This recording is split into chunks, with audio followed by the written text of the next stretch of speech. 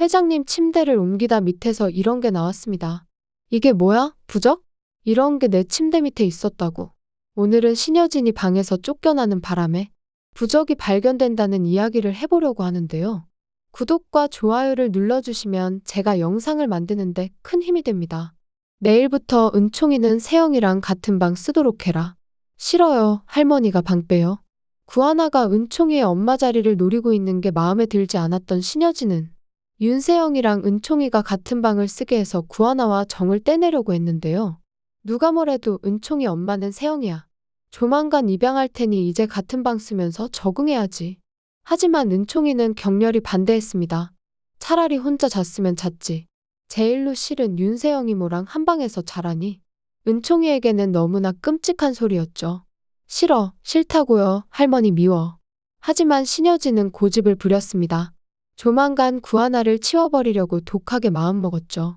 은총이 할머니 말 안 들으면 하나이모 못 볼 거야. 네가 아무리 고집 부려도 이제 하나이모랑 같은 방에서 못 자니까 그렇게 알아. 그리고 세영이모랑 정같이 자기 싫으면 다시 할머니랑 자면 되잖니. 응? 아가 할머니랑 같이 자자. 할머니는 은총이랑 같이 자고 싶은데. 하지만 은총이는 신여진도 싫었습니다. 하나이모를 매일같이 구박하는 신여진이나 거짓말쟁이 윤세영이랑 한 방을 쓰느니 차라리 거실에서 자는 것을 택했죠. 하나이모 저 2층 거실에 텐트 쳐주세요. 은총이는 커다란 텐트를 치더니 앞으로 자신은 이곳에서 자겠다고 말했습니다. 하나이모랑만 같은 방 안 쓰면 되는 거죠? 여기가 이제 제 방이에요.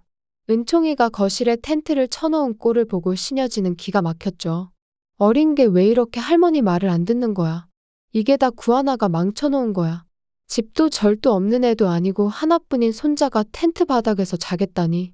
속이 문드러지는 신여진은 어쩔 수 없이 자신의 방을 빼주기로 했습니다. 이런 부잣집의 방이 왜 이렇게 없는지 어이없지만 그나마 이 집에서 신여진이 서재와 침실방까지 방을 2개나 쓰고 있었기 때문에 침실을 은총이 방으로 만들어주고 자신이 서재로 침대를 옮기기로 결정한 것이죠.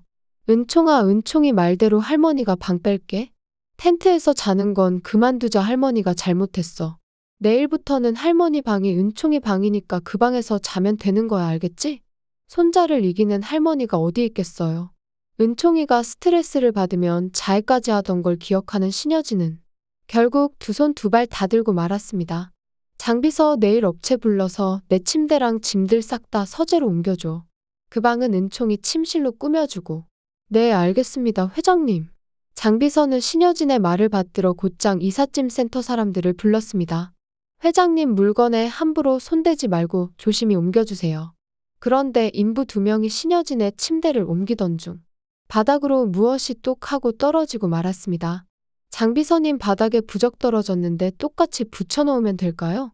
바닥에 떨어진 건 최명지가 몇 달 전 딱풀로 붙여놓은 부적이었습니다. 최명지는 신여진이 침대를 옮길 거라고는 상상도 못했죠. 신여진이 방을 비우다니.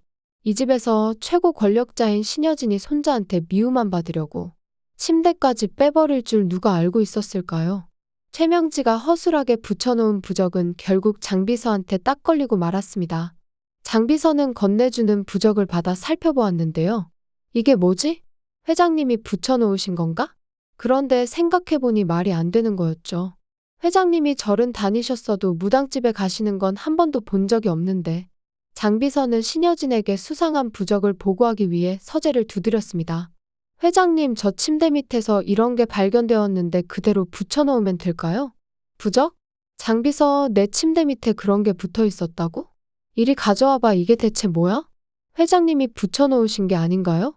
내가 그간 절은 다녔어도 미신 같은 건 안 믿는 거 몰라? 내가 붙인 적도 없는데 어떻게 내 침대에 이런 게 붙어 있는 거지? 이 집에서 무당 좋아하는 건 동서뿐인데 동서가 내 침대에 붙여놓은 건가? 최명지 씨 불러올까요? 아니야, 기다려봐. 신여진은 최명지를 부르러 가던 장비서를 멈춰 세웠습니다. 좀 이상하네. 이 부적이 날 위한 거라면. 아마 동서 성격에 좋은 일 했다고 애진작에 생색을 냈을 텐데. 그동안 나한테 부적 이야기 같은 건 한 번도 한 적이 없었어. 듣고 보니 그렇네요, 회장님. 제 생각에도 회장님도 모르는 부적을 침대에 붙여놓는다는 것 자체가 이해가 가지 않습니다. 그렇지, 이 부적 너무 불길해. 장비서가 이게 대체 무슨 부적인지 좀 알아봐줘. 장비서가 무당집을 수소문하며 부적에 대해 묻고 다니는 사이 시간은 바쁘게 흘러갔습니다. 황진구와 윤세영의 결혼이 부쩍 다가오고 있었죠. 구하나는 황진구를 만나 결혼을 하지 말라 이야기를 나눴습니다. 바로 윤세영이 가짜 임산부였다는 걸 알아버렸기 때문인데요. 은총이가 최명지의 방에서 가져온 가짜 복대를 보고 구하나는 최명지의 방을 뒤지게 됩니다. 그간 최명지는 자기만 남의 방을 뒤지고 다녔지. 누가 똑같이 자기 방을 뒤질 거라고는 생각도 못했었나 봐요. 임신복대는 최명지의 옷장을 열자마자 쇼핑백 안에 한가득 쌓여 있었습니다. 심지어 개월수마다 조금 배 나온 복대부터 시작해서 만삭의 복대까지 들어있었죠. 구하나는 사이즈가 다르게 발견된 가짜 복대를 보고서는 확신했습니다. 구하나는 황진구에게 곧장 가짜 복대를 보여주며 윤세영이 가짜라고 하지 않았습니다.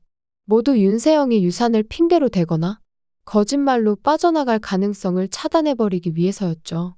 만약 가짜 복대가 하나였으면 임산부 체험을 미리 해보려고라는 변명이 통했겠지만 이렇게 많은 가짜 복대가 말하는 건 딱 봐도 임산부를 흉내내 사기를 치려는 게 분명했으니까요.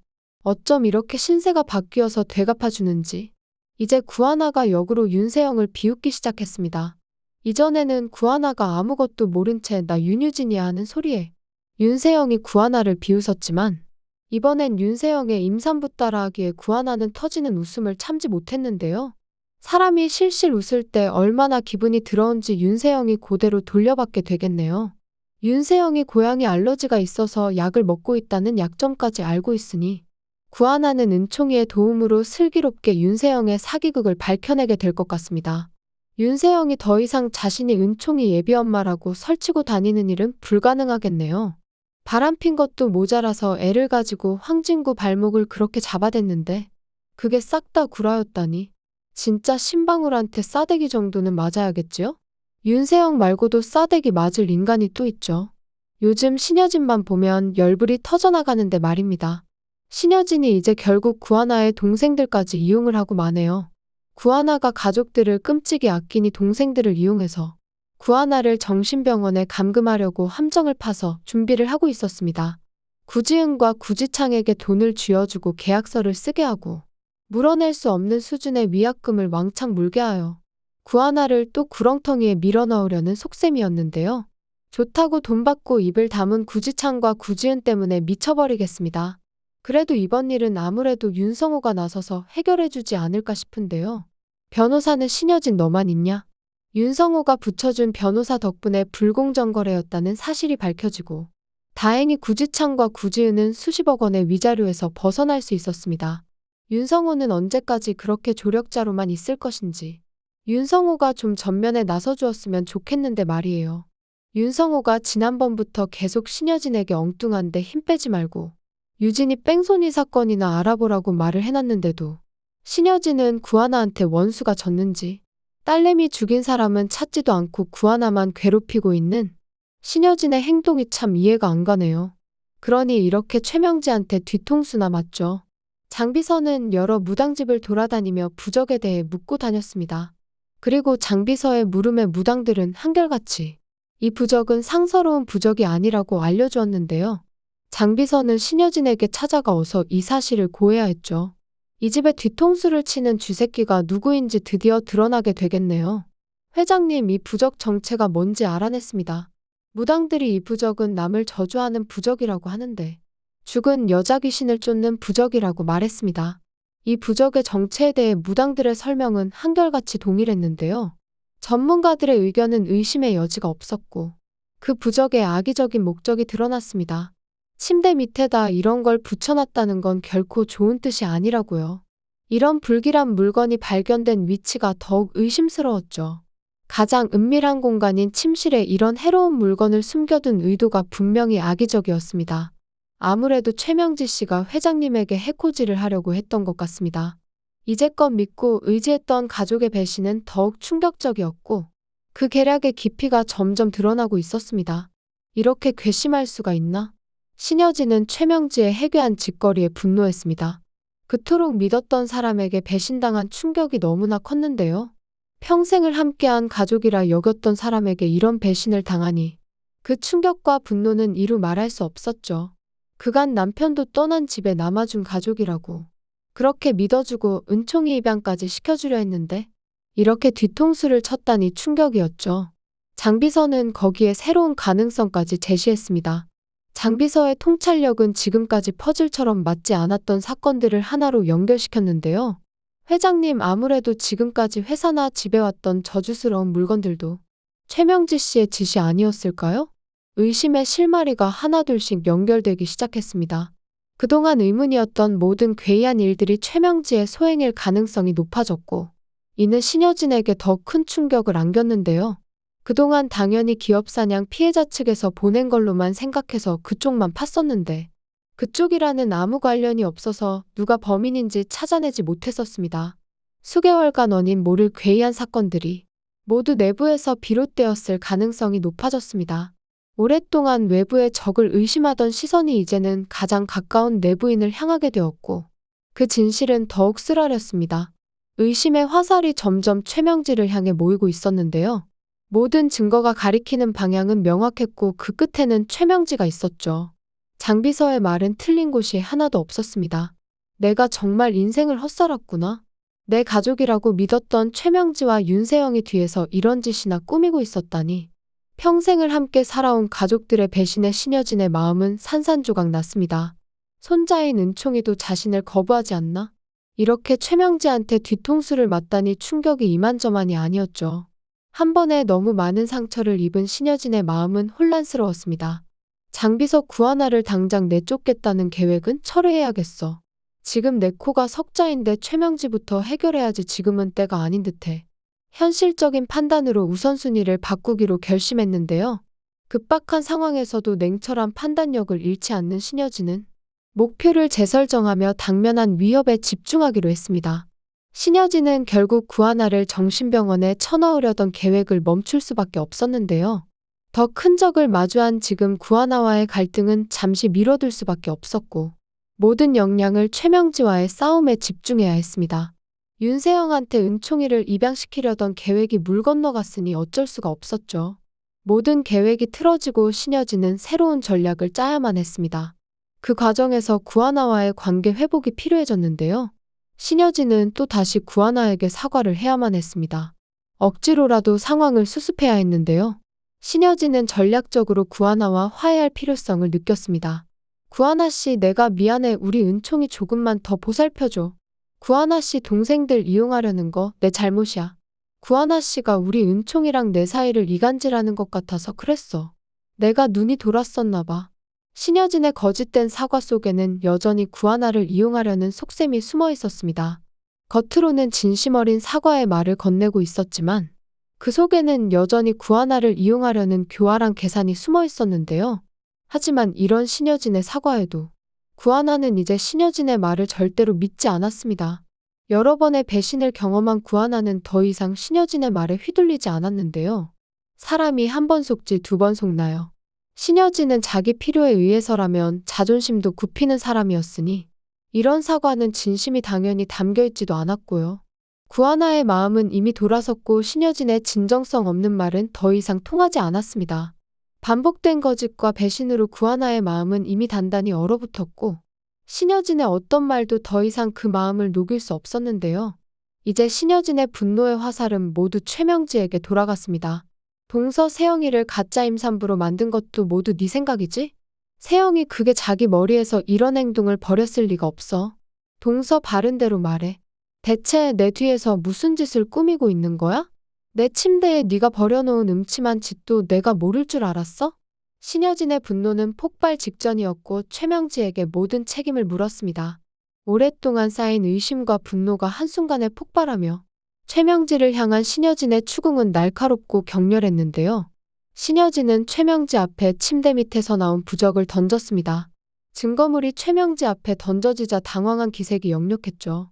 아니, 이게 왜 형님 손에? 형님, 이 부적 다 형님 잘 되시라고 붙인 거예요. 정말 오해예요. 최명지의 변명은 오히려 더 많은 의심을 불러일으켰습니다. 급박한 상황에서 나온 급조된 변명은 오히려 최명지의 죄를 더욱 확실하게 드러내는 꼴이 되었고 신여진의 의심은 확신으로 바뀌었는데요. 진작에 부적을 치운다는 걸 까먹은 대가는 컸습니다. 작은 실수가 모든 계획을 무너뜨리는 순간이었죠. 한순간에 방심이 그토록 정교하게 짜여진 계획을 물거품으로 만들었고, 최명진은 이제 변명할 길이 없었습니다. 닥쳐. 내가 벌써 장비서 시켜서 이게 무슨 부적인지 다 알아봤으니까? 그간 내가 너무 동서를 믿었었나 봐. 이렇게 내 뒤통수를 칠 줄이야. 어딜 감히 내 회사를 넘봐? 이 회사는 은총이한테 물려줄 거라고. 그리고 신여진은 그간 최명지와 윤세영에게 베풀었던 은혜를 모두 거두었습니다. 한순간에 모든 특권과 혜택이 사라진 거죠. 그간의 모든 지원과 베풀었던 호의가 일시에 중단되며 최명지와 윤세영의 사치스러운 생활은 한순간에 무너져 내렸습니다. 카드도 정지시켜버리고 이 집에서 당장 나가라고 윽박을 질렀죠. 더 이상 함께 지낼 수 없다는 결단이 내려졌습니다. 징그러워서 더 이상 같은 집에서 못 살겠으니까 당장 나가. 신여진의 단호한 결정은 돌이킬 수 없는 것이었고, 그 순간 최명지와 윤세영의 삶은 완전히 달라졌는데요. 최명지와 윤세영 모녀는 집에서 쫓겨나 황진구랑 살려고 했었던 신혼집으로 이사를 가게 될지도 모르겠습니다. 갑작스러운 변화에 두 사람은 당황할 수밖에 없었는데요. 은총이 입양도 물 건너갔겠다 윤세영은 울며 겨자 먹기로. 마지막 남은 수단인 구지석한테 결국 보안서버를 넘길 것 같습니다. 절박한 상황에 마지막 카드를 꺼내들 수밖에 없었죠. 마지막 도박으로 보안서버라는 귀중한 자산을 구지석에게 넘기려 결심했고, 이는 돌이킬 수 없는 파국의 시작이었습니다. 구지석에게 보안서버를 넘기는 게 본인들 재산날이란 것도 모른 채 윤세영은 구지석을 믿어버렸고, 보안서버를 받은 순간 윤세영의 이혼 가치는 끝이 나고 말았습니다. 절체절명의 위기 상황에서 내린 윤세영의 결정은 오히려 더 큰 파멸로 이어졌고, 구지석의 교묘한 계략에 완전히 말려들고 말았습니다. 그간 복수를 위해 윤세영을 사랑하는 척 어울려줬었는데, 빼먹을 정보를 다 빼왔으니 이제 팽해버릴 시간이었죠. 오랜 시간 복수의 감정을 숨기고 사랑의 가면을 쓴 채 접근했던 구지석의 계획이 마침내 결실을 맺는 순간이 찾아왔는데요. 이날을 위해 윤성호에게서 받은 최명지와 윤세영의 비자금 횡령 서류도 고이 간직해왔었죠. 오랜 시간 증거를 모으고 때를 기다렸던 구지석은 마침내 최명지와 윤세영을 파멸시킬 결정적인 카드를 꺼내들 준비가 되었는데요. 구지석은 자신의 손을 더럽힐 필요도 없이 이 부정행위 자료를 신여진 회장에게 넘겼습니다. 직접 나서지 않고도 원하는 결과를 얻어내는 구지석의 교묘한 전략은 완벽했고, 모든 것이 그의 계획대로 흘러갔습니다. 집안 싸움하는 꼴이 볼만하겠다 싶었죠. 구지석의 얼굴에는 승리의 미소가 번졌는데요. 요즘 구하나가 흑화해서 돌아온 뒤로 신데렐라 게임 너무 재미있어서 다음 화가 기다려집니다. 앞으로 계속 구하나와 구지석 남매가 또 어떤 모습을 보여줄지 기대해보면서 리뷰 마치겠습니다. 구독과 좋아요를 눌러주시면 제가 영상을 만드는데 큰 힘이 됩니다. 시청해주셔서 감사합니다.